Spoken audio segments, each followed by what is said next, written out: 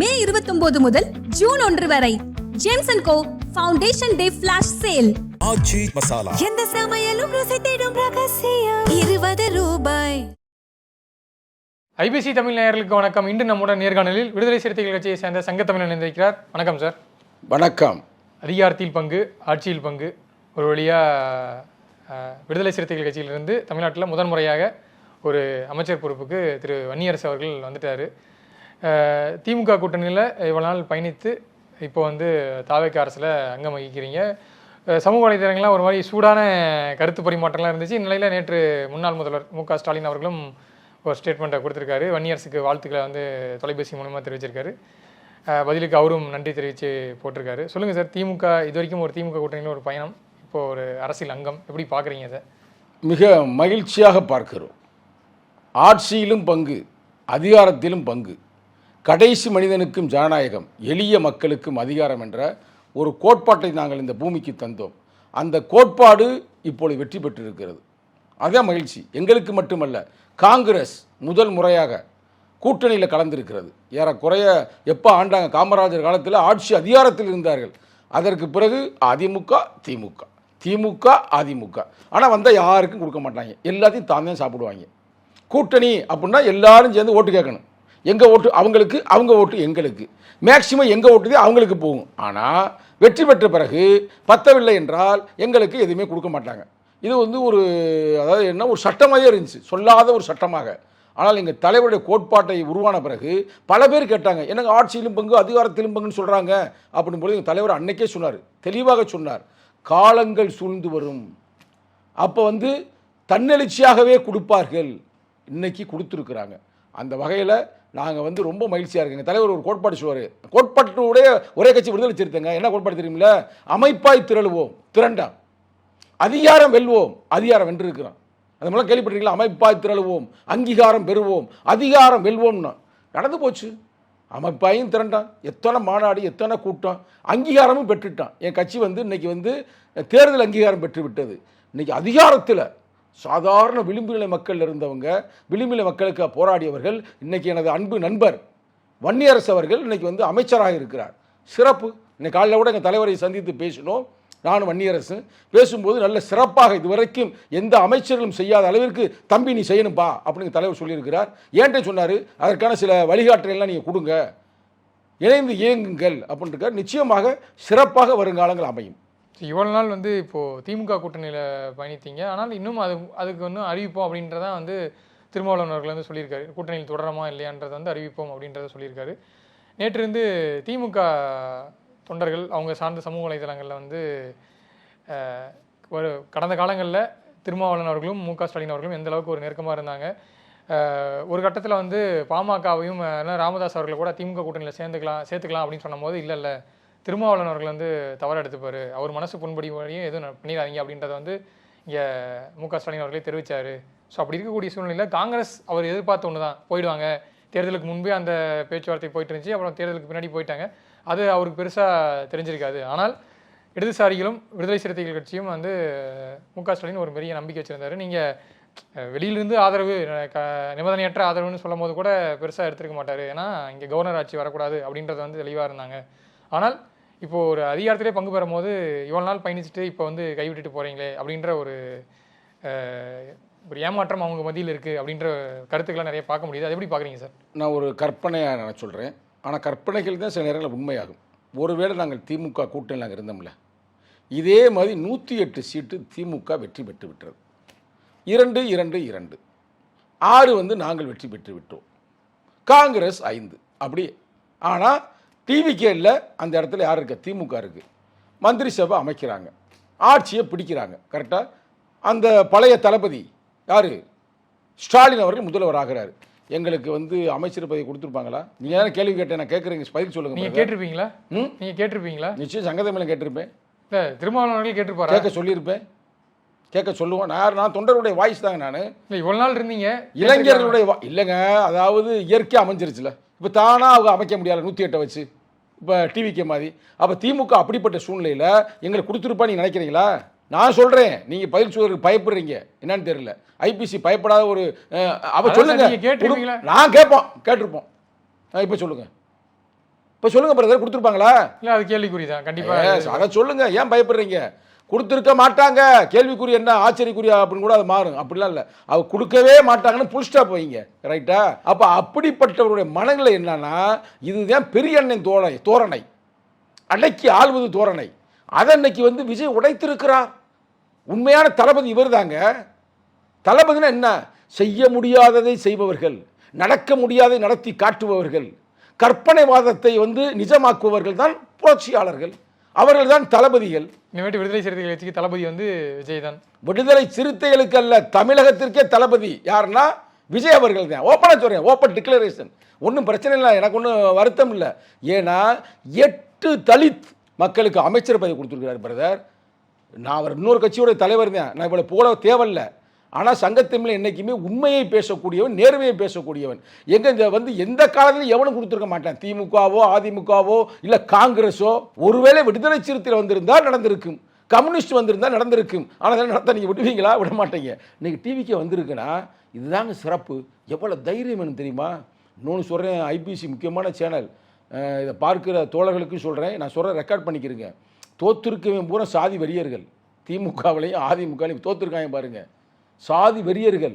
எந்த சூழ்நிலையும் எப்பயும் சாதி கலவரத்தை கூட தூண்டுவாங்க. அதனால் வந்து மக்களே, நீங்கள் விஜய்கிட்ட சொல்லுங்கள், விஜய் அவர்களே, நல்லா வந்து போலீஸ் இலாக்கா உங்கள் கையில் இருக்குது. எங்கள் தலைவர் அப்பயே சொன்னார், மைக்ரோ மேனேஜ்மெண்ட் லெவலில் இவரெல்லாம் கண்காணிப்பதற்கு சாதி வெறியர்கள் மதவர்களை prevention is better than cure, ஒடுக்குவதற்கான ஒரு அமைப்பை உருவாக்க சொன்னார். யாரிடம்? பழைய தளபதிட்ட. அப்போ தளபதி வாபஸ் வாங்கிட்டாங்க அவர்கிட்ட. அவர் எதுவுமே செய்யலை கடைசி வரைக்கும். ஆனால் இப்போ நீங்கள் வந்திருக்கிறீங்க, செய்யுங்க. ஏன்னா அவங்களால தாங்க முடியாது, அவங்க கற்பனை கூட பண்ணி பார்க்க முடியாதுங்க. இவர் வந்து இவ்வளவு சீட்டில் ஜெயிப்பார்னு. அதில் வந்து ஜெயிச்சு விட்டார். பெரிய பெரிய ஆளுகளை கவுத்து விட்டார். அதுலேயும் குறிப்பாக வந்து தமிழக முன்னாள் தளபதியே கவுத்து விட்டார். ஆனால் இந்நாள் தளபதி மேலே அவங்களுக்கு பயங்கர காண்டு. சரி, எனக்கு என்ன எதுவுமே செய்வாங்க பிரதர். பொருள் முக்கியமான மேட்ரு, நம்ம போய் மக்களை எச்சரிக்கைப்படுத்தணும். அப்புறம் கலவரத்தை உருவாக்கி விட்டாங்கன்னா, சாதி கலவரத்தை உருவாக்கி விட்டாங்கன்னா, நம்ம கீழ் வெண்மணி மாதிரி ஒரு பிரச்சனை, மேலாவளவு மாதிரி ஒரு பிரச்சனை. நீங்கள் பாருங்க, 8 பேருக்கு கொடுத்துருக்குறாங்க. 8ல் இன்னொன்று தெரிஞ்சுக்கிறீங்க, அதில் ஒரு அருந்ததி, ஒருத்தர் வந்து தேவேந்திர குல வேளாளர், 6 வந்து இந்த தமிழ் மண்ணின் ஆதிக்குடிகள் பறையர்கள் கொடுத்துருக்கிறாரு. அப்போ இதெல்லாம் வந்து பெரிய இதுங்க. இதுலேருந்து என்ன தெரியுது, அவர் சாதியை உடைச்சிட்டாரு, மதத்தையும் உடைச்சிட்டாரு. பல இஸ்லாமியர்களுக்கு கொடுத்துருக்கிறாரு. ஒரு இஸ்லாம் அமைப்புக்கே கொடுத்துருக்கிறாருல. அவர் எப்பயுமே திமுக இருக்கிறவர், கரெக்டாக இல்லையா? ஐயாவே வந்து சேர்ந்துட்டார். அப்போ இதெல்லாம் அவங்களால தாங்க முடியாதுங்க பிரதர். சாதாரண விஷயம் இல்லை, தலைகீழ் மாற்றம் சொல்கிறாங்க பார்த்தீங்களா, அதுதான் இது. இல்லை சார், இப்போ இந்த மாதிரி ஒரு டைம்ஸில் ஓகே, அமைச்சரவை அதிகாரத்தில் பங்கு கிடைக்குதுன்னா, இப்போ காங்கிரஸ் வந்து எடுத்தோன்னே கூட்டணியிலேருந்து நாங்கள் வெளியேறோம், அடுத்து மக்களவைக்கு தேர்தலையும் அந்த கூட்டணி உள்ளாட்சி தேர்தலையும் கூட்டணி தொடரும்னு சொல்லிட்டு போயிட்டாங்க. ஏன் விடுதலை சிறுத்தைகள் கட்சியும் இப்போ இடதுசாரிகளும் இப்போ ஐயுமல் ஆகட்டும், இங்கே கூட்டணியிலேருந்து வெளியேறாங்கன்னா அது டே ஒன்லேயே நாங்கள் கூட்டணியிலேருந்து வெளியேறாங்க, இங்கே அமைச்சராகணும்னு சொல்லிட்டு போயிடலாம். அதுக்கும் திருமாவளவர்கள் வந்து எக்ஸ்பிளேஷன் கொடுத்தாரு, நாங்கள் வந்து உயர்நிலை கூட்டத்தை கூட்டி அங்கே ஆலோசனை கேட்டு அதுக்கப்புறம் தான் வந்து முடிவு பண்ணுன்றது. ஆனால் இந்த அமைச்சரவையோ இப்போது கூட்டணியில் தொடர்றீங்களா இல்லையான்றதோ, அதை அவ்வளோதான், அமைச்சரையே வாங்கியாச்சு, நம்ம அதிகாரத்தில் பங்கு பெற்றாச்சு, திமுக கூட்டணியில் மட்டும் நாங்கள் இல்லைங்கன்னு சொல்லிட்டு போயிடலாம். அதற்கு ஏன் இந்த ஒரு தாமதம்? ஏன் ஒரு மாதிரி இப்போது சோஷியல் மீடியாவில் நிறைய பார்க்க முடியுது. திருமாவளவர்கள் வந்து இப்போது அவர் வந்து ஒரு அழுத்தத்தில் இருக்காரு, குழம்பி போயிருக்காரு, இந்த மாதிரியான பதிவுகள்லாம் பார்க்க முடியுது. வெளிப்படையாக அவர் அறிவிச்சுட்டு போயிடலாமே, நாங்கள் தாவேக்காப்பம் போயிட்டாங்க, நாங்கள் ஆட்சி அதிகாரத்துக்கு பங்கு நான் அமைச்சருங்க, இனிமேல் திமுக கூட கூட்டணி இல்லைங்க. வருங்காலங்களில் இப்போ காங்கிரஸ் எப்படி அறிவிச்சாங்க, மக்களவை தேர்தலையும் கூட்டணிங்க, உள்ளாட்சி தேர்தலையும் நான் கூட்டணிங்க, மேயர் பதவி வாங்க போகிறாங்க அப்படின்றத அனௌன்ஸ் பண்ணிட்டு இங்கே போயிடலாமே. ஏன் அந்த ஒரு அப்படியே யோசிச்சு நிதானமாக ஸ்டெப் பை ஸ்டெப்பாக வராரு? நீங்கள் போகிற போக்கில் வந்து எழுச்சி தமிழ் குழப்பத்தில் இருக்கிறார் என்று சொன்னீர்கள். இது குழப்பத்தில் அல்ல, கோட்பாட்டின் இறுதியாக இருக்கிறார். அதான் இங்கே பிரச்சனையே. ஏன்னா நம்ம வந்து சமூக நீதி அப்படின்ற ஒரு கோட்பாட்டில் அன்றைய தளபதி தலைமையில் நம்ம இயங்கணும். ஆனால் இன்றைக்கி வந்து அந்த சமூக நீதி இவர் செய்கிறாரு. அவர் வாயில் சொன்னார், வாயில் வடை சுட்டார், இவர் பிராக்டிக்கலாக செய்கிறார். அப்போ நம்ம இவருக்கு ஆதரவு கொடுக்கணும்ல. நம்ம தானங்க சமூக நீதினு நம்ம தானங்க பேசுகிறோம். யாராவது பேசினாங்களா? ஆட்சியிலும் பங்கு, அதிகாரத்திலும் பங்கு யாராவது பேசினார்களா? 2016 நாங்கள் அதற்காக தனியாகவே நாங்கள் ஒரு கருத்தரங்கு நடத்தினோம். நான் இருக்கு உங்களுக்கு, அதற்காகவே ஒரு கூட்டணியை உருவாக்கினோம். அது அன்று வெற்றி பெறவில்லை. ஆனால் இன்னைக்கு வெற்றி பெறும் பொழுது, இன்னைக்கு வெற்றி பெறும் பொழுது நாங்கள் பாட்டுக்கு இல்லைங்க, நாங்கள் கொடுக்க மாட்டோம். இல்லை சார், இந்த இடத்துல ஒரு கேள்வி. இவ்வளோ ஒரு உங்களுக்கு வந்து தேர்தலுக்கு முன்பே வந்து நீங்கள் கடந்த காலங்கள்லாம் கடுமையாக விமர்சித்த உங்கள் கட்சியிலேருந்து விலகி இன்னைக்கு அமைச்சராக இருக்கக்கூடிய திரு ஆதவ அர்ஜுனா அண்ணன் வந்துருங்க, இங்கே உங்களுக்கு எல்லா சகல வசதிகளும் கொடுக்குறோம், உங்களுக்கு என்ன வேணும், ஏன் டெபுட்டி சிஎம் வரைக்கும் எல்லாம் நீங்கள் பேச்சு அடிபடுத்தீங்க, வந்துருங்க இங்கே அப்படின்றதெல்லாம் பல முறை கோரிக்கை விடுத்தாரு. அப்போல்லாம் வந்து இது ஏதோ சூழ்ச்சி, இது வந்து ஆதவ ஒரிஜினா வந்து ஏதோ சூழ்ச்சி பண்ணுறாரு, எங்கள் கூட்டணி உடைக்க ட்ரை பண்ணுறாரு, தாவேக்கா வந்து ஆர்எஸ்எஸ் பெற்றெடுத்த பிள்ளைகள் அப்படின்ட்டு விமர்சனிச்சுட்டு நீங்கள் தேர்தலுக்கு முன்னாடியே போயிருந்தீங்கன்னா இன்னைக்கு நீங்கள் வந்து ஒரு அமைச்சராக இருக்காரா, நீங்கள் விசிகாலிருந்து 4-5 அமைச்சர்கள் உள்ளார அமைச்சர்கள் இடம் பெற்றிருக்கலாம். அன்றைக்கெல்லாம் விட்டுட்டு விமர்சிச்சுட்டு இன்றைக்கி வந்து ஒரு திமுக கூட்டணி தோல்வியை தழுவிடுச்சு. இப்போ வந்து நீங்கள் சொல்லாததை இங்கே செஞ்சு காட்டிட்டாங்க, விஜய் வந்து அடுத்த தளபதின்ற ஓஹோன்னு புகழ்றது, இது எந்த விதத்தில் நியாயம்? நீங்களே கடந்த காலங்களில் ஆதவ ஒரிஜினாவை கடுமையாக விமர்சனம் பண்ணியிருக்கீங்க. இன்றைக்கி அவர் தான் வந்து ஆனால் நீங்கள் வாங்கன்னு சொல்லி கூப்பிட்டு போய் உங்களை அங்கே அதிகாரத்தில் வந்து அமர வச்சிருக்காரு. அவரும் விஜய் அவர்கள் அமர வச்சிருக்காரு, இவர் அவர் ஒரு கருவியாக செயல்பட்டுருக்காரு. இது எப்படி நீங்கள் தேர்தலுக்கு முன்பே போயிருக்கலாமே? இந்த தேர்தல் அரசியலில் விமர்சனம் செய்யாத தலைவர்கள் யாராவது உண்டா? ஒரு ஆளை சொல்லுங்க, நான் முடிச்சுட்டு இன்றைய முடிச்சுட்டு சாரி பிரதர் அப்படின்னு நான் இன்றைய முடிச்சுக்கிறேன். அரசியலில் வந்து நிரந்தர எதிரியும் இல்லை, நிரந்தர நண்பர்களும் அல்ல. ஆனால் கொள்கை சார்ந்து இயங்குகிற ஒரே கட்சி விடுதலை சிறுத்தைகள் கட்சி. நாங்கள் ஏன் அந்த காலத்தில் இது ஆர்எஸ்எஸ் பெற்றெடுத்த குழந்தை என்று நாங்கள் சொன்னோம் என்றால் அதுக்கு ஒரு வரலாறு இருக்குது. அந்த காலகட்டத்தில் திருப்பரங்குன்றம் விஷயம் நடந்துச்சா, கவினுடைய ஆணவ படுகொலை நடந்துச்சா, இன்றைய இப்ப இருக்கிற முதல்வர் அந்த காலகட்டத்தில் ஏதாவது வாயை துறந்தாரா? அந்த பயத்தில் தான் நாங்கள் பேசினோம், சந்தேகப்பட்டோம். மார்க்ஸ் சொல்றாரு அனைத்துமே சந்தேகப்படுன்றாரு. மார்க்ஸ் கோட்பாடு தெரியுமா உங்களுக்கு? சந்தேகப்பட்டோம் சொன்னோம். ஆனா என்னைக்கு அவர் வந்து முடிச்சுக்கிறேன், என்னைக்கு அவர் வந்து வெற்றி பெற்ற பிறகு அவர் அதிமுக பக்கம் போகவில்லை, பிஜேபி பக்கம் போகவில்லை, பாமக பக்கம் போகவில்லை. அண்ணன் திருமாதாண்டா எனக்கு வேணும், காங்கிரஸ் தாண்டா வேணும், காங்கிரஸ் ராகுல் காந்தி கையை தூக்கி பிடிக்கிறார் என்றால் இவர்தான் நாளைய நமது இந்தியாவுக்கே ஒரு வழிகாட்டியாக இருப்பார். நாளைக்கு ராகுல் காந்தி பிரதமர் அவருக்கு இவரே உழைப்பார் அப்படின்னு எழுச்சி தமிழ் நம்புகிறார். சங்கத்தமிழ் எழுச்சி தமிழ் நம்பிய அந்த ஒரே காரணத்திற்காக இன்னைக்கு நாங்கள் இணைந்து செயல்படுகிறோம். இல்ல நடுவில் சொன்னீங்க இவங்க எந்த பக்கமும் போல, இவங்க வந்து வந்தது வந்து முதலில் அதிமுக பக்கம் போலன்னு சொன்னீங்க. முதலில் வந்தது புரியுது. அவர் போய் பொக்கே கொடுத்தது அங்க எடப்பாடி பழனிசாமி போய் பார்த்து பொக்கே கொடுத்தாரு, அவர்கள் சேர்க்கவில்லை. கட்சிக்கு பொதுச் செயலாளர் யார் சார்? அப்படி இல்லை, ஒரு நெருக்கடியான ஒரு சூழ்நிலையில நாங்கள் உங்களுக்கு ஆதரவு கொடுப்போம் அப்படின்னு சொல்லும் பொழுது அவர்களை சந்திப்பது தான் அரசியல் நாகரிகம். அதனால சந்தித்தார். நான் இப்ப கேள்வி வைக்கிறேன் பிரதர், இப்ப அவங்க போய் சேர்த்தாங்களா, கூப்பிட்டார்களா? ஏங்க போய் பிஜேபி ஒரே ஆள் தானங்க, அவர்கிட்ட மட்டும் பொக்கையை கொடுத்துருந்தா எல்லா கட்சியும் உடைச்சு ஆளுக்கு 2 பேரை கூட்டியாந்து செய்வாங்களா செய்ய மாட்டாங்களா? பிஜேபி இதுவரை செஞ்சிருக்கா செய்யலையா? அவங்க செய்யாத நாடகம் உண்டா? உங்களுக்கு தெரியாது ஒன்றும் இல்லை. மகாராஷ்டிரா என்ன பண்ணாங்க, ஏக்நாத் சிண்டே உடைச்சாங்களா கட்சியை? எது நடத்துவார்கள்? அவர்கிட்ட மட்டும் ஒரு சரண்டர் ஆகி ஐயா நாங்கள் 108 ஜெயிச்சிட்டோம், மிச்சத்தை வந்து நாங்கள் போக விரும்பலை, காங்கிரஸ் பக்கம் அங்கிட்டு போகலை, பார்த்து செய்யுங்க அமித்ஷா ஐயா, அந்த உங்கள் ஒரு ஆள்கிட்ட நாங்கள் வந்து ஆதரவு கேட்கிறோம்னா முடிஞ்சு போச்சு. சோழி அப்பயே முடிச்சிருப்பாங்க. ஆனால் இவர்களை பாராட்டுகிறோம். நேரடியாக விடுதலை சிறுத்தைகள் தலைவர் தான் எங்களுக்கு வேணும். அவங்க 116 சீட்டு இருந்தாலும் கூட இந்த 2 போச்சு பார்த்தீங்களா, அதுதான் இன்னைக்கு வந்து மெச்சூரிட்டி ஆகிருக்கு, அதுதான் வெற்றி பெற்றிருக்கு. நாங்கள் 2 மட்டும் அன்றைக்கி லேட் பண்ணியிருந்தோம்னா இந்நேரம் ஆளுநர் ஆட்சி வந்திருக்கு, சங்கத்தமிழனையும் நெறியாளையும் அப்படியே அழக்கா தூக்கியிருப்பாங்க. வாய்க்கு மீறி பேசுகிறீங்களா நீங்கள்? அப்பே நீ ரொம்ப பேசுனடா பிஜேபி ஆர்எஸ்எஸ் பற்றி, வாடா தம்பி மாட்டினடா சங்கத்தமிழ் தூக்கியிருப்பாங்க அழக்கா. ஆனால் அதை தடுத்தவர் எழுச்சி தமிழர். அப்படி என்றால் தமிழகத்தில் ஜனநாயகத்தை வென்றெடுத்தவர் எழுச்சி தமிழர், தமிழ்நாட்டை பாதுகாத்தவர் எழுச்சி தமிழர் விஜயோடு சேர்ந்து. அதே முக்கியம், அதே பாயிண்ட். சரி, இனி திமுகவுடைய எதிர்காலம், திமுக தனித்து விடப்பட்டுருச்சு. ஏன்னா இதை தான் தேர்தலுக்கு முன்பே வந்து விஜய் அவர்கள் இப்போதைய முதல்வர் வந்து சொல்லியிருந்தார், உங்கள் கூட்டணி கணக்குகள்லாம் வந்து தகர்க்கப்படும்ட்டு. இப்போது திமுகவின் முகமாக பார்க்கப்பட்ட காங்கிரஸ், இன்னொன்று வந்து இடதுசாரிகள், விடுதலை சிறுத்தைகள், இவங்க தான் வந்து திமுக கூட்டணியோட வலுவான கட்சிகளாக பார்க்கப்பட்டது. இப்போது வேறு பக்கம் போயாச்சு. திமுகவுடைய எதிர்காலம் எப்படி இருக்குது? திமுக தனித்து விடப்பட்டது, இதன் பிறகு திமுக இடத்த ரீப்ளேஸ் பண்ணிட்டு அந்த இடத்துல தாவேக்கா தான் இருக்குன்ற கருத்தோட்டத்தை எப்படி பார்க்குறீங்க சார்? அதாவது நான் வந்து இன்னொரு கட்சியை பற்றி விளக்கம் கொடுக்குறதுக்கு எனக்கு ரைட்ஸ் இல்லை. ஆனால் நீங்கள் கேட்கறனால நிறைய ஆள் கேட்கறதுக்கே நான் சொல்கிறேன். கூட்டணியில் இருந்திருக்கீங்க, கூட்டணியில் பிடிக்கும். அந்த கூட்டணியில் தளபதி ஸ்டாலினை வந்து எனக்கு தனிப்பட்ட முறை நான் எல்லாம் என் வரலாறு எடுத்து பாருங்கள். நான் 2ஆம் கட்ட தலைவர் தான் பேசியிருப்பேன், அவர் நான் பேசியிருக்க மாட்டேன். ஏன்னா அவர் நல்ல மனுஷன், அவர் தப்பான வழியில் கொண்டு போயிட்டாங்க. நான் மட்டும் பேட்டியில் கொடுத்தேன்ல, ஒரு 4 பேட்டி மட்டும் அவர்கிட்ட போட்டு காட்டியிருந்தாங்கன்னா ஓஹோ தமிழ்நாடு நல்லா நம்ம செய்கிறோம், தலித்து மக்களுக்கு தான் ஒழுங்காக செய்யலாம். தம்பி சொல்கிறதே வேங்கவேல் பிரச்சனை, மேல்பாதி பிரச்சனை, ஆம்ஸ்டாங் கொலை வழக்கு எல்லாம் தம்பி கரெக்டாக தான் சொல்கிறாப்புல. அதேமாதிரி துப்புரவு பணியாளர் பிரச்சனை, தம்பி நீ சொல்கிற கரெக்டாக தம்பி ரைட்ரா, பிரச்சனை முடிப்புன்னு நடவடிக்கை எடுத்தார். இன்றைக்கி அவர் முதல்வருங்க. அவர் ஏதோ லூசு போய் அவன் பேசிக்கிறான், சும்மா தேவையில்லாமல் அவர் கட்சிக்கார மாதிரி பேசலை, ஏதோ ஒரு போராளி மாதிரி பேசுகிறான்னு நம்ம பேச்சை காதிலே கேட்கல. இவங்களும் போய் அவர்கிட்ட காட்டலை, தோற்று போயிட்டார்ல. ஆனால் ஆனால் இப்போ வந்து நான் என்ன சொல்கிறேன்னா, அவங்க கட்சி நம்ம எது சொன்னாலும் சிக்கலாகும். ஆனால் ஒன்றே ஒன்று சொல்கிறேன், திமுக இதை விட பாதாளத்திலாம் போச்சு. ஒரு காலத்தில் கலைஞர் ஐயாவும் என் நண்பர், எங்கள் நண்பர்னா ஒரு பையன் நண்பர், பரிதி இளவரசி மட்டும்தான் ஜெயிச்சார். நான் இருக்க வரலாறு அதையெல்லாம் மீண்டும் திருப்பி வெற்றி பெற்று வந்தார்கள்ல, அந்த வீரியம் அவர்களுக்கு இருக்கிறது. ஆனால் இந்த இரண்டாம் கட்ட தலைவர்கள் இன்னும் வாயை பேசி பேசி ஏதோ திருப்பி அவர் வெற்றி பெறுவதை கெடுத்து போடுவாங்க. அவருக்கு ஓவர் பேச்சு, சவுடாலான பேச்சு பேசுகிறாங்க. ஏற்கனவே வாயில் கும்பாங்குத்து குத்திருக்கிறாங்க இந்த ஓட்டை போட்டு, திருப்பி திருப்பி பேசுனா. அதனால் இந்த நேரத்தில் ஒன்று ஐபிசி மூலமாக சொல்கிறேன், பேசாதீங்க அப்படிலாம். அது எவ்வளவு கேவலமாக பெண்களை பேசுகிறது, யாரை பேசுன்னு சொல்கிறது தெரியுதா தெரியலையா? அதாவது சில பேருக்குங்க, நீங்கள் காலேஜ்லாம் படிச்சிருக்கீங்க, சொல்கிறேன் பாருங்கள், சில காலேஜில் சில பயலு இருப்பாங்க, எப்போ பார்த்தாலும் பொம்பளை பற்றியே பேசுவேன். பொம்பளை போய் அந்த பிள்ளைய பார்த்தியா, அதை பார்த்தியா, எதை பார்த்தியா, அந்த படம் பார்த்தியா, அப்படி இப்போலாம் எவ்வளோ இருக்குது. நான் படிக்கிற காலத்தில் ஏதாவது அந்த படம் ஓடும், அங்கே போய் பார்த்தேன், இங்கே இதே போய் எப்போ பார்த்து இதே பேசிக்கிறீங்கன்னா நீங்கள் மைண்டு பூரா அதுதான் இருக்கும். அது மாதிரி இந்த குறிப்பிட்ட ஆள் இரண்டாம் கட்ட தலைவர் கொச்சையாக பேசினார். நான் கூட சொல்ல என்னால் முடியாது. அப்போ அந்த புத்தி பூரா அதானே இருக்குது. சரி, அதை டெலிட் பண்ணிட்டாங்க. முதல்வர் சொன்னமே டெலிட் பண்ணாங்க, முன்னாள் முதல்வர் டெலிட் பண்ணிட்டு திருப்பி போடுறாங்க அதை வேறு வெர்ஷனில். புத்தி மாறலைங்க. அப்போ இப்படி இருந்தால் எப்படி ஜெயிக்க முடியும்? நீங்கள் சொல்லுங்கள் பிரதர், சொல்லுங்கள் பிரதர். அப்படிலாம் வந்து பேசக்கூடாது. தரங்கட்டு பேசினாலே நீங்கள் தரங்கட்டு போச்சு உங்களுக்கு. உண்மை அதான், எதாவது சொல்கிறேன். ஏங்க அவர் எவ்வளோ பாடுபட்டாருங்க.